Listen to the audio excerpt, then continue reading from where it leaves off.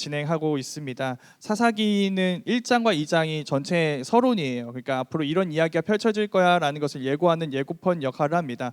1장은 서론 1이고요. 2장은 서론 2겠죠. 우리 오늘 읽을 말씀은 서론 1의 두 번째, 그러니까 뒷부분에 있는 말씀입니다.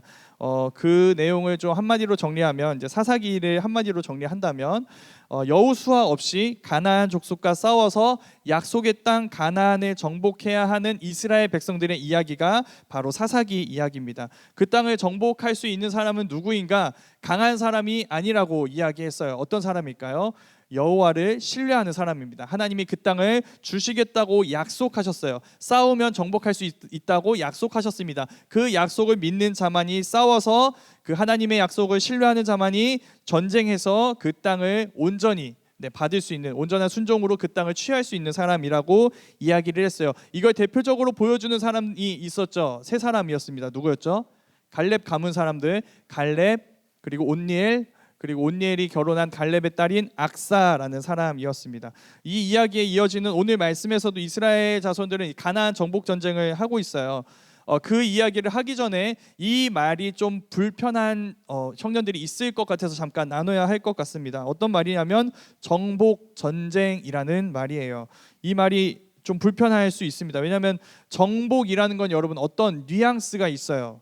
강한 자가 약한 자에게 폭력을 가하고, 그리고 그의 자유를 박탈하고 그의 소유를 억지로 빼앗는 게 정복이에요. 그런데 우리는 계속 그런 정복 전쟁을 하나님이 자기 백성에게 시키셨다는 내용을 나누고 있죠. 어떻게 생각하나요? 하나님이 이스라엘을 시켜서 저기서 잘 살고 있는 가나안 족속들에게 폭력을 가하시고 그들이 살고 있는 그들의 소유인 땅을 빼앗는 것처럼 느껴져요. 그들의 땅을 빼앗는 이런 불의한 일을 하나님이라는 신적 권위로 정당하게 행사하시는 것처럼 느껴질 수 있는 거죠. 여기에 어떻게 답할 수 있을까요? 이렇게 답할 수 있습니다. 가나안 전투는 지금 방금 우리가 얘기했던 그 정복 전쟁 있잖아요. 그 정복 전쟁을 끝내는 전쟁이라는 거예요. 다시 말할게요. 가나안 정복 전쟁은 그런 정복 전쟁을 끝내는 전쟁이라고 하는 것입니다. 처음부터 차근차근 하나하나 살펴볼게요. 처음에 이렇게 얘기했죠. 가나안 족속들이 가나안 땅에서 잘 살고 있는데 하나님이 이스라엘 백성들을 보내서 가나안 족속들의 땅을 빼앗으려고 한다, 이런 얘기했었죠. 이 말의 전제는 무엇일까요? 가나안 땅의 주인은 가나안 족속이라는 전제죠. 그렇죠. 여기서부터가 틀렸어요. 성경은 땅은 여호와의 것이라고 이야기를 합니다. 우리 잘 알잖아요. 창조주 하나님 여호와가 온 세상을 만드셨어요. 그분이 왕이세요. 그분이 통치하세요. 온 세상의 주인이에요. 그 하나님 여호와께서 이 이스라엘 백성들의 조상들인 아브라함에게 약속하셨어요. 내가 너에게 보여줄 땅으로 가라. 내가 그 땅을 너와 네 자손들에게 주겠다. 하나님이 하나님의 것인 가나안 땅을 이스라엘 백성들, 아브라함과 그의 자손이 이스라엘 백성들에게 약속의 땅으로 주신다고 약속하신 거예요. 그 땅이 가나안 땅이거든요. 그럼 이야기가 좀 달라집니다. 어떻게 달라질까요? 하나님이 가나안 족속들로부터 가나안 땅을 빼앗으려 하시는 게 아니에요. 오히려 정반대입니다. 가나안 땅은 그 땅의 소유자이신 하나님이 자기 백성에게 주신 약속의 땅이에요. 그런데 가나안 족속이 그 땅을 불법 점거해서 살고 있는 거예요. 자, 여기서부터 시작하는 거예요. 그럼 그 가나안 족속들은 어떻게 그 땅을 차지할 수 있었을까? 여기서 나와야 하는 게 바로 정복 전쟁입니다. 그들의 힘으로, 무력으로 탈취했어요. 자기가 원하는 모든 것들을 빼앗아서 그 땅을 자기 소유로 삼았던 거죠. 그러니까 가나안 족속들은 뭘 보여주냐면 이걸 보여줘요. 하나님을 거부해요. 하나님의 것을 자기의 것이라고 주장해요. 스스로 하나님 노릇하려고 해요. 그런 이들이 만들어낸 세상이 가나안인 거예요. 이 세상과 똑같아요. 우리에게 이런 세상은 낯설지 않습니다. 거기에 우리가 불편해하는 정복 전쟁이 계속 일어나고 있어요. 오직 힘의 논리가 진리인 약육강식의 세상이 그 땅에 있어요. 그러니까 가나안 땅은 지금 우리가 살고 있는 하나님을 거부하는 이 모든 세상의 축소판이고 자화상인 거예요. 그래서 가나안 땅이 우리에게 낯선 땅이 아니에요. 우리가 사는 세상이 지금 가나안과 같아요. 직장 생활 잘하려면 어떻게 해야 될까요? 우리 자신의 인격을 무시해야 합니다. 우리의 영혼을 상실해야 해요. 상사의 뜻이 곧 길이요 진리요 생명이라고 신앙 고백을 해야 합니다. 믿습니까? 안 속네. 네. 믿어야 잘 사는 거예요, 여러분. 그게 세상이에요. 가나안의 세상 그런 거예요. 부당해 보이고 잘못된 것들이 있어도 어떠한 반론이나 이의 제기를 할 수 없는 시스템이 이 사회에서는, 우리 같은 셀러리맨에게는 너무나 당연한 거야 라고 말하는 게 우리가 사는 가나안의 세상이에요. 여기서 좀 이거 한번 질문해 보고 싶은데, 자, 거기 높은 자리에서 우리의 인격과 영혼을 제거하고 내 말대로만 하라고 요구하는 그 높은 사람들 있잖아요. 그 사람들이 처음부터 거기서 태어났을까요? 거기에서 시작했을까요? 아니죠. 여기에서 시작했잖아요. 우리랑 같은 위치였어요. 우리 같은 신입사원 시절, 사회초년생 시절이 다 있었어요. 그럼 그들은 여기에서 겪는 고통을 알까요? 모를까요? 당연히 알고 있죠. 그때 그런 얘기하면 뭐라고 얘기해요? 우리 때는 더했다고 이야기하죠. 네, 우리보다 더한 고통을 그들은 여기서 겪어봤어요. 그러면 여러분, 그 사람들은 더 아래 사람들한테 잘해야 되는 거 아니에요? 우리보다 이 고통을 더 잘한다면서요. 우리보다 더 힘들었다고 말하는 그 사람들이 위에 있는데, 이제 이 구조를 바꿀 수 있는 위치에 있는데 왜 이 구조가 안 바뀌는 걸까요? 왜 그 사람들은 이 자리에 있을 때 자기들이 힘들게 했던, 고통스럽게 했던 그 나쁜 사람들과 왜 똑같은 사람이 되어 있는 걸까요? 이게 중요해요. 사람들은 이 구조가 바뀌는 것을 원하지 않습니다. 모든 사람은 이 세상이 약육강식의 원리대로 강자가 약자를 삼키는 세상이기를 원해요. 여기서 포인트는 모든이라는 말입니다. 모든 사람이라는 건 무슨 말인가요? 위에 있는 사람들만이 아니라 아래에 있는 사람도 그런 세상을 원한다는 거예요. 왜 원할까요? 약자들은, 여기 있는 사람들은 이 구조가 부서지는 것을 원하는 게 아니라 이 구조가 유지되고 내가 그 위치로 올라가는 것을 원한다는 거예요. 그래서 아무리 기술이 발전하고 아무리 사람이 똑똑해지고 아무리 새로운 사람이 통치자가 된다 해도 이 시스템이 절대 무너지지 않습니다. 가나안의 시스템이 무너지지 않아요. 이 세상 계속 가나안의 세상으로 가고 있어요. 그런데 하나님이 오셔서 가나안의 세상에 전쟁을 선포하신 거예요. 하나님이 없다 말해서 저런 구조가 생긴 저 세상에서 강자든 약자든 하나님 노릇하기 원하는 사람들로부터 하나님은 그분의 땅을 되찾으세요. 약속하신 대로 자기 백성에게 그 땅을 주세요. 그리고 그들과 함께 가나안의 세상과 전혀 다른 하나님의 세상을 그 땅에 세우시기를 원하시는 거예요. 이스라엘 백성들에게 가나안 땅을 되찾아 주시고 그들을 통해 가나안 족속의 흔적들을 다 제거하시고 가나안의 시스템, 그 땅이 운영되는 이 약육강식의 구조, 이 논리를 다 부수시고 다시 무너진 하나님의 질서를 세워서 하나님의 정의와 평화가 이루어지는 새로운 세상, 우리가 하나님 나라라고 부르는 그 세상을 거기 세우시기 원하셨던 거예요. 하나님의 백성과 함께. 그래서 가나안과 전쟁하는 거예요. 여기서 말해주는 게 있습니다. 이게 여호수아와 사사기가 말해주는 이스라엘 백성들의 정체성이에요. 이스라엘 백성들은 어떤 사람들인가요? 하나님의 백성은 어떤 사람들인가요? 하나님이 주신 땅에서 가나안의 세상을 지우고 하나님의 세상을 써나가는 사람들이에요. 하나님의 백성은 그런 사람들입니다. 피상적으로만 본다면 여러분, 이스라엘 백성들은 누구랑 싸우는 것 같아요? 가나안 족속들하고 싸우는 것 같죠?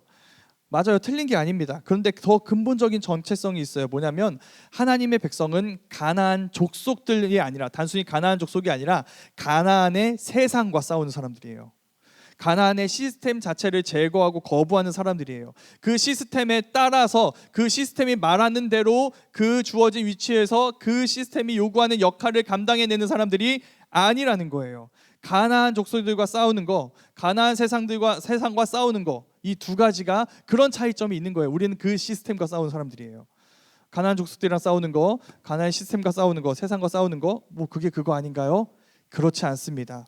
만약에 이렇게 생각해 볼게요. 이스라엘 백성들이 가나안 족속들하고만 싸우는 거라면 어떤 일이 일어날까요? 이스라엘 백성들이 가나안 족속을 이겼어요. 그럼 가나안은 새로운 세상이 될까요? 아니죠. 이스라엘이 새로운 가나안이 될 뿐이에요.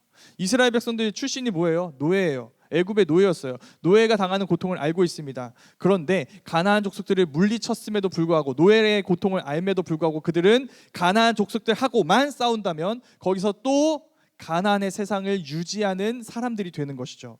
그래서 폭력을 당하고 억압을 받고 자유를 상실한 이 모든 고통을 아는데도 불구하고 이스라엘은 자기들을 고통스럽게 한 새로운 애굽이 될 수밖에 없는 거예요. 가나안과 싸우는 게 아니에요. 가나안의 세상과 싸워야 돼요. 그래서 달라야 합니다. 어떻게 달라져야 하는가? 어떻게 다른 세상을 따라가야 하고 세워가야 하는가? 하나님이 보여주셨잖아요. 여호와 하나님과 이스라엘 백성들의 관계는 뭔가요? 왕과 백성의 관계예요. 여호와께서 왕이시고 이스라엘이 그의 백성이에요. 그런데 여호와께서 이스라엘을 위해 싸우세요. 그래서 하나님의 나라는 애굽과 전혀 다릅니다. 여러분, 애굽 왕 바로에게 이스라엘 백성들이 고통스러워하는 절규의 목소리 들렸나요? 안 들렸어요. 왕의 자리에서 안 들려요. 근데 하나님 자리에서 들려요. 바로보다 훨씬 더 높은 하늘 보좌에 앉아 계시는 하나님께는 이스라엘 백성들의 고통스러워하는 소리가 다 들립니다. 애굽 왕 바로는 이스라엘 백성들의 상처에 반응하지 않아요. 그러나 여호와 하나님은 반응하시죠. 아무도 소중하게 여기지 않는 그 애굽의 노예 이스라엘을 찾아가서 그들을 위해 싸우시는 분, 이게 하나님의 나라예요. 큰 자가 작은 자를 섬기는 나라, 강자가 약자의 짐을 지는 나라, 가장 높이 계신 하나님이 인간 이하의 존재, 일개의 노예들을 위해 싸우는 나라가 하나님의 나라인 거예요. 여러분은 스스로 그런 하나님 나라의 백성이라고 생각하나요? 그럼 여러분은 가나안의 시스템을 거부하게 될 겁니다. 그것과 싸우게 될 거예요. 가나안에 따라서 강자가 약자 삼키는 거 당연한 거야. 힘이 있으면 그럴 수 있는 거지라고 생각하지 않을 거예요. 힘 없고 모두가 무시하는 사람들을 무시할 수 없게 될 겁니다. 왜? 하나님 나라 백성이라면서요. 여러분, 그런 나라 백성이라고 이야기하잖아요. 고백하잖아요. 하나님이 우리에게 어떻게 하셨죠? 하나님 나라의 질서가 뭐라고 말씀하셨나요? 하나님이 보여주셨어요.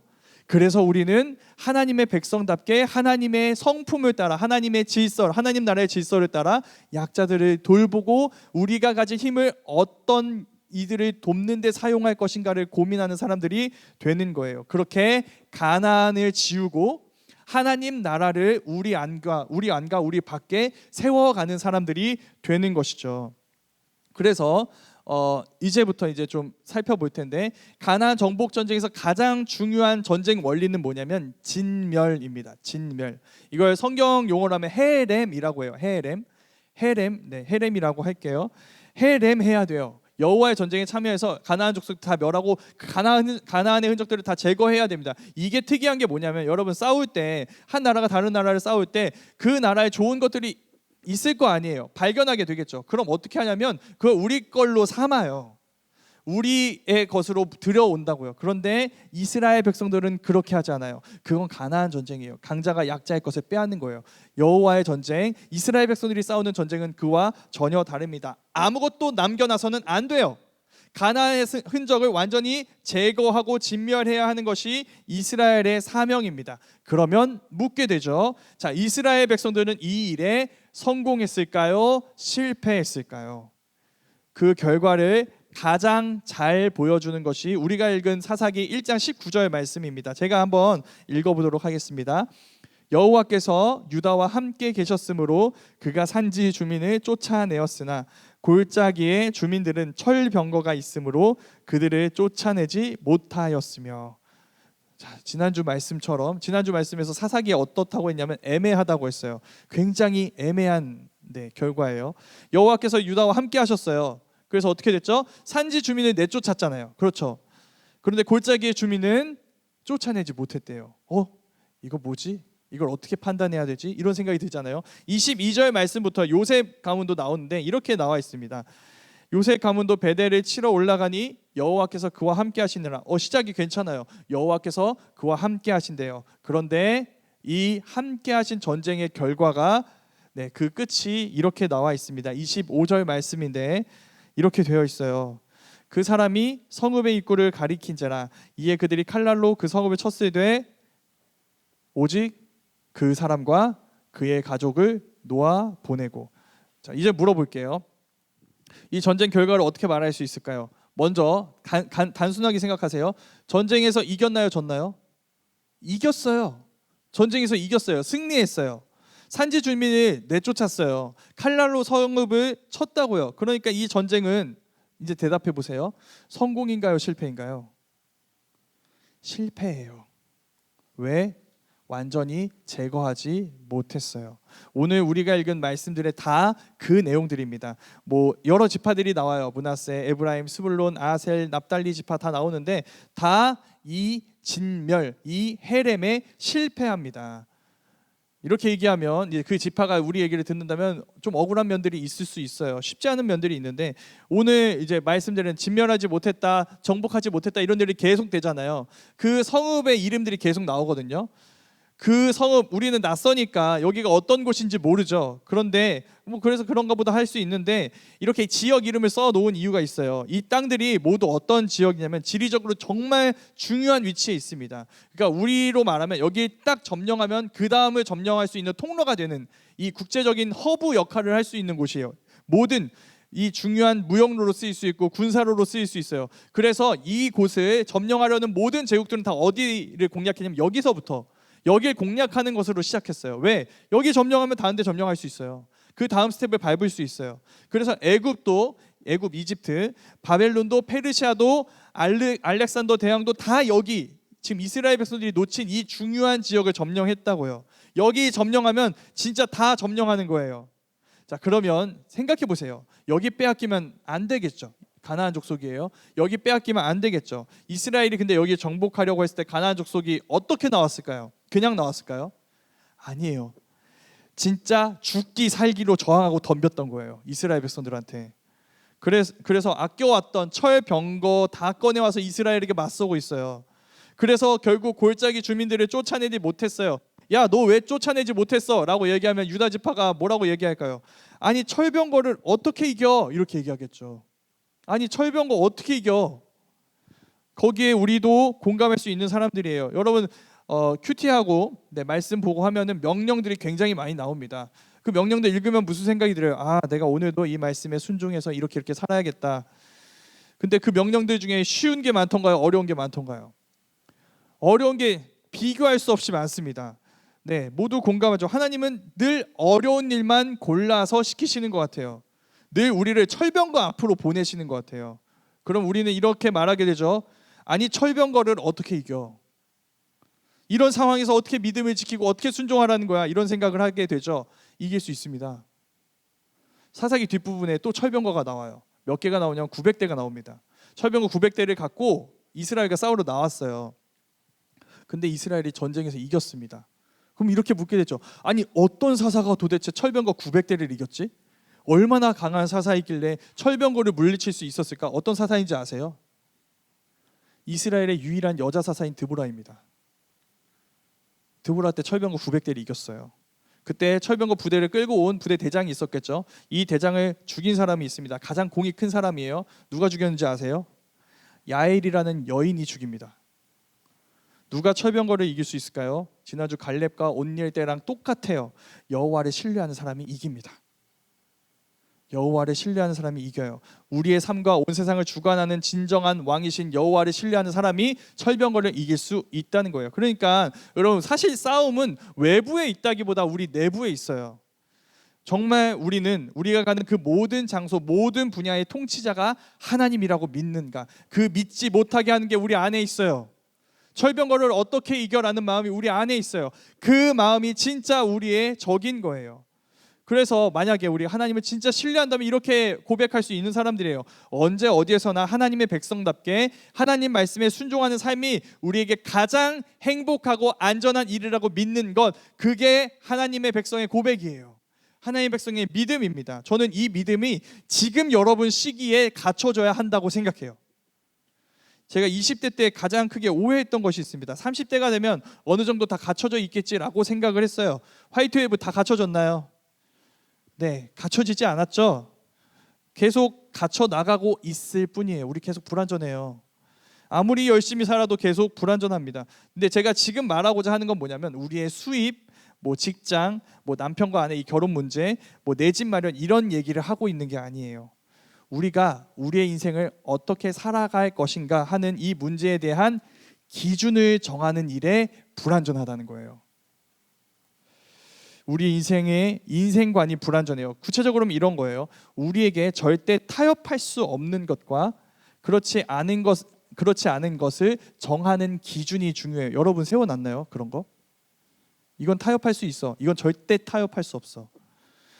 그리고 재고의 여지가 있는 것과 그렇지 않은 것을 판단하는 기준 여러분 세워가고 있어요? 완벽하게 세웠나요? 세우지 못했죠. 근데 이거 굉장히 중요한 문제고 누구도 피해갈 수 없는 문제예요. 누구도 기준 없이 살지 않거든요. 평생 우리는 우리가 세운 기준에 따라서 살게 될 거예요. 그 기준이 잘못되었다면 여러분 어떻게 될까요? 지금 바르게 쌓아 놓지 않았다면, 그 기준을 정해 놓지 않았다면 어떻게 될까요?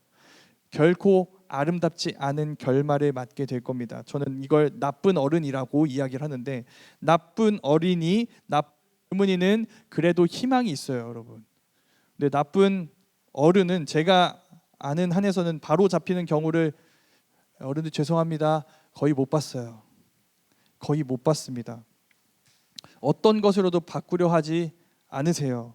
여러분 본 적 있죠? 이거 진짜 틀린 게 명확한데 조심스럽게 말하게 되네요, 갑자기. 네, 어른들 이해해 주세요. 네, 어떤 사안에 대해서 명백하게 틀린 것을 계속 주장하시는 분들이 계세요. 근데 이 틀린 걸 진행하게 되면 많은 사람들이 다치게 될 건데 그래도 계속 옳다고 밀어붙이시는 어른들이 있어요. 어떤 사람들의 얘기도 들으려고 하지 않으세요. 여러분 왜 그렇다고 생각하세요? 이해가 사실 잘 안 되죠. 우리 눈에서는. 왜 그러냐면 그게 틀렸다고 한다면 그게 옳다고 믿어온 내 인생관이 틀렸다는 말이고, 그 틀린 인생관 위에 세워진 내 인생 전체가 틀린 게 되어버리기 때문이에요. 그러니까 그게 포기할 수 없는, 타협할 수 없는 문제가 되어버린 거죠. 그 틀린 주장을 지키려고 하는 게 아니에요, 사실. 내 인생을 지키려고 그렇게 이야기를 하는 것이죠. 목사님 지금 어른들 비판하는 건가요? 저는 나쁜 어른들을 비판하고 있어요.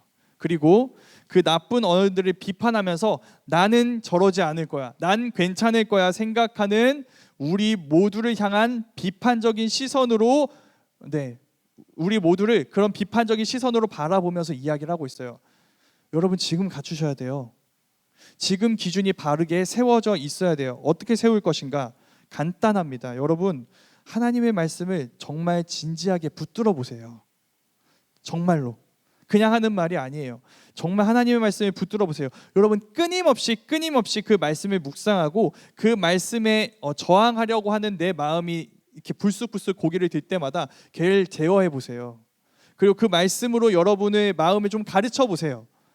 그리고 언제든지 내가 틀릴 수 있다는, 이 말씀의 기준에 비추어 틀릴 수 있다는 생각을 염두하고 계속 말씀에 귀를 기울이셔야 돼요. 그래서 기준을 바로 세우고 그렇게 세워가야 합니다. 여러분 그렇게 되면 어떤 게 보이냐면 여러분 저항해야 할 것들이 보일 거예요. 이 말씀을 따르기 위해서 저항해야 할 것들이 보일 겁니다. 저항하세요. 타협 없이 저항하세요. 그 훈련을 지금부터 해 나가야 하는 거예요. 이스라엘 백성들이 그 사명을 받았어요. 그런데 그 일에 실패하고 그 기준을 세우는 일에 실패하게 됩니다. 하나님의 말씀을 비추어 자기 기준을 세우지 않아요. 그래서 어떻게 하죠? 산지 주민은 쫓아내요. 골짜기의 주민은 남겨놔요. 그게 안전하다고 생각합니다. 하나님의 말씀대로 하는 게 안전하다고 생각하는 게 아니에요. 그 말씀을 어기는 게 안전하다고 생각해요. 그래서 그들과 공존하는 게 더 지혜롭다고 생각하고 그들을 남겨놓는다고요. 그때 여호와의 사자가 등장해서 여호와의 말씀을 전하게 됩니다. 여러분 여호와의 말씀이 등장하는 장면 1장에서 첫 번째 부분에 있었어요. 이스라엘 백성들, 우리 지난주에 들은 말씀이에요. 누가 올라갈까요? 유다가 올라가라. 그 말씀 이후에 처음으로 하나님의 말씀이 등장하는 거예요. 이 사이에 뭐가 있죠? 이스라엘 백성들한테 가나안 정복 전쟁 하라고 했잖아요. 이 정복 전쟁의 결과를 이 여호와의 사자가 여호와의 말씀으로 들려주고 있는 거예요. 이렇게 평가합니다. 실패했다. 너네 애굽에서 나와서 가나안까지 인도하신 하나님의 은혜와 언약에도 불구하고 너희는 하나님의 말씀을 청종하지 않았다. 너희가 선택한 안전이라고 선택한 가나안과의 공존, 그게 너희의 위험이 될 것이다. 가나안 족속과 공존하는 게 안전하다고 생각했어요. 그렇게 생각해서 결정한 선택이었어요. 그런데 틀렸습니다. 여러분 가나안에 맞서지 않는다는 선언은 무슨 선언인지 아세요? 하나님께 맞서겠다는 선언이에요. 두렵지 않으세요? 가나안에 쫓아내지 않겠다는 선언은 뭐예요? 하나님께 맞서겠다는 선언인 거예요. 그 땅을 하나님 나라로 만드시겠다고 선언하신 하나님을 맞고 가나안의 세상을 남겨두는 일이라고요. 이 이야기 듣고 너네 실패했다, 너네 위험이 될 거다라는 말 듣고 이스라엘 백성들 어떻게 반응하는지 아세요? 울어요. 그래서 가나안 땅의 이름은 우는 땅이라는 이름의 복임이 됩니다. 여러분, 가나안 땅 닉네임이 뭐냐면 젖과 꿀이 흐르는 땅이에요. 젖과 꿀이 흐르는 땅이 하나님이 약속의 땅이라고 주신 그 아름다운 가나안 땅이 어떤 땅이 되는 거예요? 우는 땅이 되는 거예요. 어디에 있느냐보다 뭐가 중요해요? 누구와 함께 있느냐가 중요해요. 가나안 족속과 함께 있는 것, 그때 가나안 땅은 젖과 꿀이 흐르는 땅이 아니라 복임이 됩니다. 우는 땅이 되는 거예요. 여러분, 근데 이렇게 묻고 싶어요. 여러분, 비극일까요 이거? 가나안 땅에서 울고 있어요. 복임이 되어버렸어요. 여러분, 이거 비극일까요? 비극이긴 해요. 네, 비극이죠. 왜? 젖과 꿀이 흐르는 행복한 땅에서 울고 있잖아요. 슬퍼하고 있어요. 그러니까 비극인 것 같은데, 여러분, 진짜 비극은 뭐냐면 여기서도 울지 않는 거예요. 이게 진짜 비극입니다. 하나님이 너네와 함께하지 않을 거야 라고 약속하셨는데 아프지가 않아. 고통스럽지가 않아. 하나님이 말씀하신 이 경고의 말씀에도 마음이 움직이지가 않아. 어떤 자극도 주지 않아요. 그게 비극이에요. 그래서 저는 이렇게 말하고 싶습니다. 우리가 만약에 하나님과 조금씩 멀어져 갈 때 하나님이 우리에게 매를 드셨으면 좋겠어요. 우리의 일이 잘 안 됐으면 좋겠어요.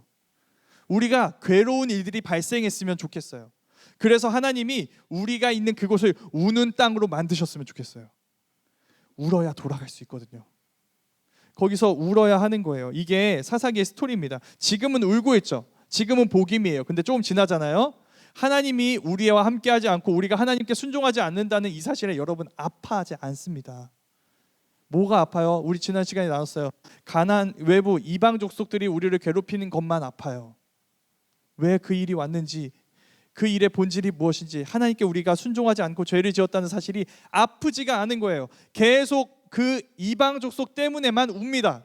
그러다가 제일 마지막에 가서야 드디어 하나님께 순종하지 않았다는 사실 때문에 울어요. 그게 사사기의 스토리예요. 하나님으로 인해 우느냐, 이방 족속 때문에 우느냐, 이 이야기가 지금 사사기 전체에 나오고 있는 거예요.